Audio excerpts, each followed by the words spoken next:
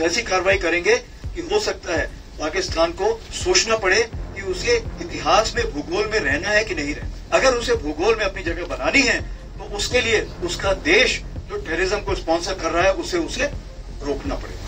মাত্র কয়েক মাস আগেই কাশ্মীরের পেহেলগামে সন্ত্রাসী হামলার জেরে স্মরণকালের ভয়াবহ সংঘাতে জড়ায় ভারত পাকিস্তান। এরপর থেকে এখন পর্যন্ত উত্তপ্ত সম্পর্ক বিরাজ করছে দুদেশের মধ্যে। সম্প্রতি পাকিস্তানকে মানচিত্র থেকে মুছে ফেলার হুমকি দিয়েছেন ভারতের প্রতিরক্ষা মন্ত্রী রাজনাথ সিং।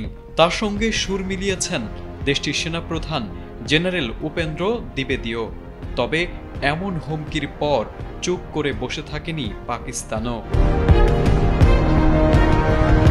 এবার ভারতের উদ্দেশ্যে পাল্টা হুঁশিয়ারি ছুড়েছে পাকিস্তানের সেনাবাহিনী।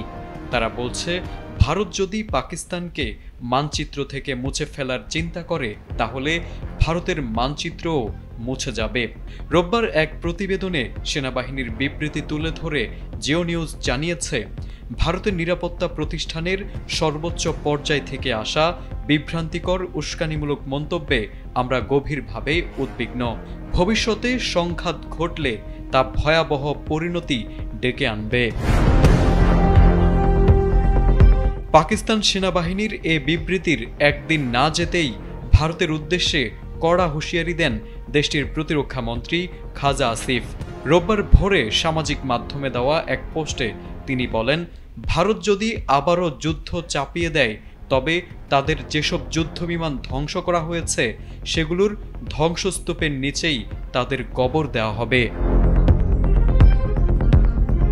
প্রতিরক্ষা মন্ত্রী আসিফ আরও বলেন, ৬-০ ব্যবধানে পরাজয়ের পরও যদি তারা আবার চেষ্টা করে তাহলে পরিণতি আরও ভয়াবহ হবে।